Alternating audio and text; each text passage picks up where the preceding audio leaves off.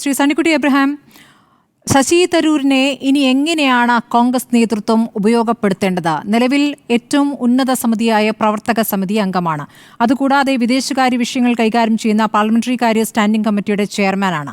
Professional കോൺഗ്രസിന്റെ അധ്യക്ഷനായിരുന്നു. ഇപ്പോൾ പ്രൊഫഷണൽ കോൺഗ്രസ് എന്ന സംവിധാനം നിലവിൽ ഇല്ല എന്നാണ് ഞാൻ മനസ്സിലാക്കുന്നത്. അപ്പോൾ ഇത്രയും കാര്യങ്ങളുണ്ട്. കോൺഗ്രസിന്റെ MP-യുമാണ്. ഇതിലപ്പുറം ശശി തരൂരിനെ ഇനി എങ്ങനെയാണ് കോൺഗ്രസ് നേതൃത്വം ഉപയോഗപ്പെടുത്തേണ്ടത്? ആദ്യം പറയട്ടെ, പ്രൊഫഷണൽ കോൺഗ്രസ് ഇപ്പോഴും ഉണ്ട്. പക്ഷേ അത് ഓരോ പ്രൊഫഷൻ, ഡോക്ടർമാർക്ക് ഒരു സെഗ്മെൻറ്റ്, എഞ്ചിനീയർമാർക്ക് ഒരു സെഗ്മെൻറ്റ്, IT-യിലുള്ളവർക്ക് വേറെ സെഗ്മെൻറ്റ്, അങ്ങനെ അങ്ങ് വിഭജിച്ചു പോയി. പഴയ ഒരു രൂപഭാവത്തിലല്ല അത് പ്രവർത്തിക്കുന്നതെന്ന് മാത്രമേ ഉള്ളൂ. ഇപ്പോഴും ആ പ്രൊഫഷണൽ കോൺഗ്രസിനുള്ളിൽ പ്രവർത്തിക്കുന്നുണ്ട്. ഇപ്പോൾ സ്മൃതിയുടെ ചോദ്യം അത് ഇന്നത്തെ ചർച്ചയിലെ ഏറ്റവും പ്രധാനപ്പെട്ട ഒരു ചോദ്യമായിട്ട് ഞാൻ കാണുകയാണ്. അതായത് എങ്ങനെ വേണം ഇനി ശശി തരൂരിനെ എന്താ പറയാ ഒന്ന് അനുനയിപ്പിക്കേണ്ടത്?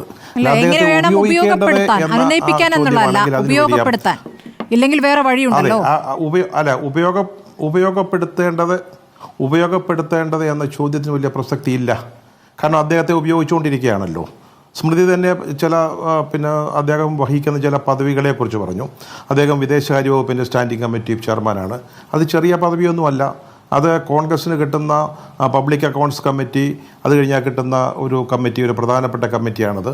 പബ്ലിക് അക്കൗണ്ട്സ് കമ്മിറ്റി അദ്ദേഹം ആഗ്രഹിച്ചിരുന്നു എന്ന് ഞാൻ മനസ്സിലാക്കുന്നുണ്ട്. അത് KC വേണുഗോപാലിനാണ് കിട്ടിയത്. ഇത് വിദേശകാര്യം എന്ന് പറഞ്ഞാൽ അദ്ദേഹത്തിൻ്റെ മേഖലയാണ്. അതുകൊണ്ടാണ് അദ്ദേഹത്തിന് അവിടെ കൊടുത്തത്. അദ്ദേഹം MP ആയിട്ട് 4ാം തവണയാണ് ജയിക്കുന്നത്. എങ്ങനെയാണ് അദ്ദേഹം ജയിച്ചത്? അദ്ദേഹം ഇന്ന് ഇന്ത്യൻ എക്സ്പ്രസിന് നൽകിയ പോഡ്കാസ്റ്റിൽ അദ്ദേഹം പറയുന്നുണ്ട്.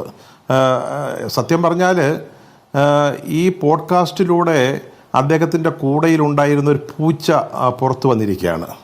എന്താണെന്ന് വളരെ വ്യക്തമാണ്. അദ്ദേഹം തന്നെ പറയുന്നു, എനിക്ക് കോൺഗ്രസ്സുകാരേക്കാൾ അപ്പുറത്ത് വലിയ സ്വാധീനങ്ങളുണ്ട്.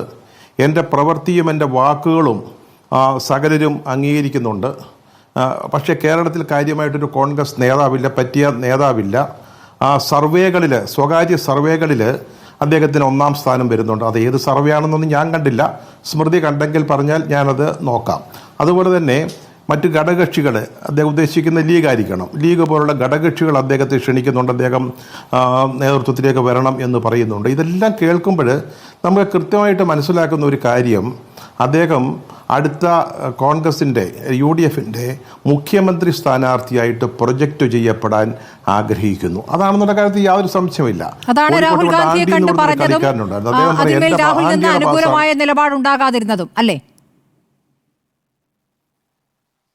അതെ, ഞാൻ അതിലേക്ക് വരാം. ആണ്ടി എന്ന് പറയുന്ന ഒരു കളിക്കാരനുണ്ട് കോഴിക്കോട്ട്, ഉണ്ടായിരുന്നു. അദ്ദേഹം പറയുന്ന ആണ്ടിയുടെ പാസ് ഏറ്റവും ഗംഭീര പാസ്സെന്ന്, ഫുട്ബോളിലെ എന്ന് പറയുന്നവരാണ്. അദ്ദേഹമാണ് ഇപ്പോൾ ഏറ്റവും പറ്റിയ ആൾ. കേരളത്തിലെ കോൺഗ്രസിനെ നയിക്കാൻ സർവ്വതാ യോഗ്യനായ ഒരാളായിട്ടാണ് അദ്ദേഹം പറയുന്നത്. അദ്ദേഹം രാഹുൽ ഗാന്ധിയെ കണ്ടപ്പോൾ ഞാൻ മനസ്സിലാക്കുന്നത്, രാഹുൽ ഗാന്ധിയെ കാണുന്നതിന് മുമ്പാണ് ഈ ഇൻ്റർവ്യൂ പോഡ്കാസ്റ്റ്, അതായത് ഇന്ത്യൻ എക്സ്പ്രസ് മലയാളത്തിന് കൊടുത്തത്. അത് 26-ാം തീയതി ഈ ഇന്ത്യൻ എക്സ്പ്രസ് മലയാളത്തിൽ വരേണ്ടതാണ്.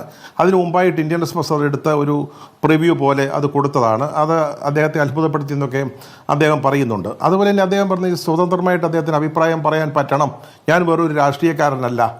അപ്പോൾ ഞാൻ ആലോചിച്ച് നോക്കിക്കോട്ടെ, എങ്ങനെയാണ് അപ്പോൾ അദ്ദേഹത്തിന് കോൺഗ്രസിലെ മറ്റ് പദവികളിലേക്ക് കൊണ്ടുവരാൻ പറ്റുക? അദ്ദേഹം എവിടെയോ പറഞ്ഞു പാർലമെൻ്ററി പാർട്ടി ലീഡറാവാൻ യോഗ്യനാണെന്ന്. അദ്ദേഹം യോഗ്യനാണ്. പക്ഷേ ഇദ്ദേഹത്തെ ലോക്സഭയിലെ പാർലമെൻ്ററി പാർട്ടി ലീഡറാക്കിയാൽ അദ്ദേഹം അടുത്ത കിട്ടുന്ന അവസരത്തിൽ, പ്രസംഗിക്കാൻ കിട്ടുന്ന അവസരത്തിൽ അദ്ദേഹം മോദിയെ വാഴ്ത്തുകയും പുകഴ്ത്തുകയും ചെയ്താൽ എന്തായിരിക്കും സംഭവിക്കുക? പാർലമെൻറ്റിനുള്ളിൽ, ലോക്സഭയിലെ ചർച്ചയിൽ അദ്ദേഹം പറഞ്ഞ എനിക്ക് സ്വാതന്ത്ര്യമുണ്ട്, ഇവിടുത്തെ ജനങ്ങൾ എനിക്ക് സ്വാതന്ത്ര്യം തന്നു എന്നാണ് പറയുന്നത്. പിന്നെ സ്മൃതി പറഞ്ഞ ഒരു കാര്യം, ഇപ്പോൾ രാഹുൽ ഗാന്ധിയുമായിട്ട് സംസാരിച്ചപ്പോൾ അദ്ദേഹം, ഞാൻ മനസ്സിലാക്കുന്നത് ഇതൊന്നും അവർ തമ്മിലുള്ള 1-to-1 ഡിസ്കഷനിൽ എന്ത് നടന്നു എന്ന് നമുക്കാർക്കും അറിയില്ല. അദ്ദേഹം NSUIൻ്റെയും യൂത്ത് കോൺഗ്രസിൻ്റെയും ചുമതല ചോദിച്ചു എന്നാണ് പറയുന്നത്. അത് കൊടുക്കാൻ പറ്റത്തില്ല. കാരണം അവിടെ ഒരു രീതിയുണ്ട്, അതിലൂടെ പ്രവർത്തിച്ചു വന്നവർക്കാണ് അത് കൊടുക്കുക. ശശി തരൂരിൻ്റെ ബാക്ക്ഗ്രൗണ്ട് എന്തുവാ? അദ്ദേഹം UN-ൽ 50ഓളം അണ്ടർ സെക്രട്ടറി ജനറൽമാർ, ഞാൻ ആ സൈറ്റിൽ നോക്കിയപ്പോൾ ഇപ്പോൾ കണ്ട 50-ലേറെ പേരുണ്ടെന്നാണ്. അദ്ദേഹം ഉള്ളപ്പോൾ എത്ര പേരുണ്ടെന്ന് എനിക്കറിയില്ല. അതിലൊരാളായിരുന്നു. അദ്ദേഹം ഇവിടെ വന്നപ്പോൾ അദ്ദേഹത്തെ കോൺഗ്രസ് പാർട്ടി സർവാത്മന സ്വീകരിച്ചു.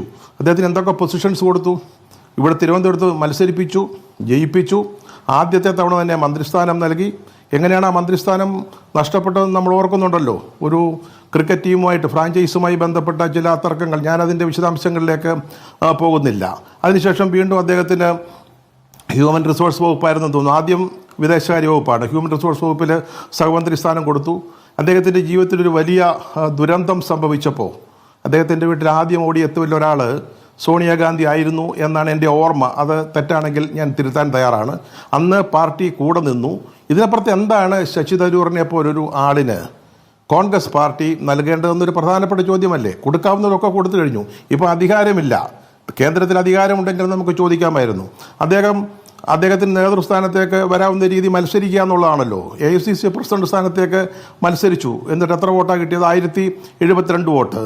7897 വോട്ട് നേടി 84% വോട്ട് നേടിയാണ് ഖാർഗെ ജയിച്ചത്. ഖാർഗെ നമുക്കറിയാവുന്നതുപോലെ നെഹ്റു ഫാമിലിയുടെ അല്ലെ നെഹ്റു ഗാന്ധി ഫാമിലിയുടെ നോമിനിയായിട്ട് മത്സരിച്ച ആളാണ്. നമുക്കൊക്കെ അറിയാവുന്ന കാര്യമാണ്. അവരത് സമ്മതിക്കില്ലെങ്കിലും അദ്ദേഹത്തോട് മത്സരിച്ച, അതായത് നെഹ്റു ഫാമിലിയുടെ സ്ഥാനാർത്ഥിയോട് മത്സരിച്ച ശശി തരൂരിനെ കോൺഗ്രസിൻ്റെ വർക്കിംഗ് കമ്മിറ്റി മെമ്പറാക്കി.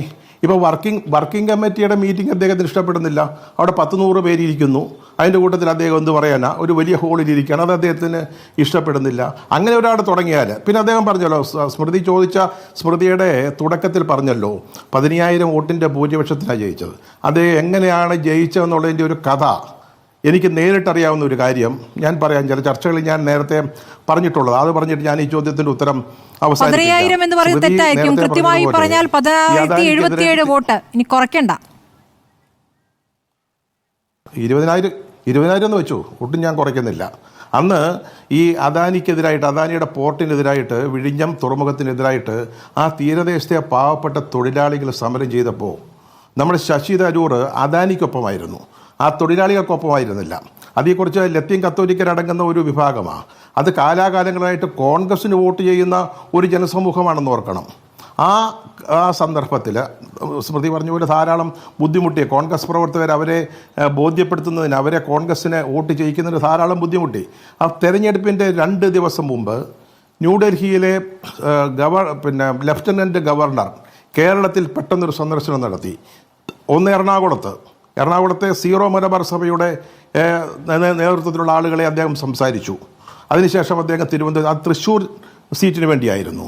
അതിനുശേഷം തിരുവനന്തപുരം കൂടെ പിടിച്ചെടുക്കണമെന്ന് BJPക്ക് ഒരു അജണ്ട ഉണ്ടായിരുന്നു. അതിനാണ് അതിൻ്റെ ഒരു സക്സേന എന്തോ ആണ്, പേര് തെറ്റാണെങ്കിൽ ക്ഷമിക്കണം, അദ്ദേഹത്തെ തിരുവനന്തപുരത്തേക്ക് അയച്ചു. എന്നിട്ട് തിരുവനന്തപുരത്തെ ലത്തീൻ സഭയുടെ മെത്രാൻ ആർച്ച് ബിഷപ്പ് തോമസ് നെറ്റോ ഈ ഗവർണറെ കാണാൻ വിസമ്മതിച്ചു. ചെറിയ കാര്യമല്ല.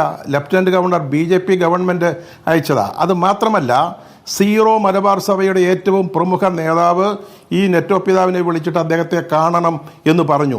എന്നിട്ട് പോലും തോമസ് നെറ്റോ ആ ലഫ്റ്റനൻറ്റ് ഗവർണറെ കാണാൻ വിസമ്മതിച്ചു.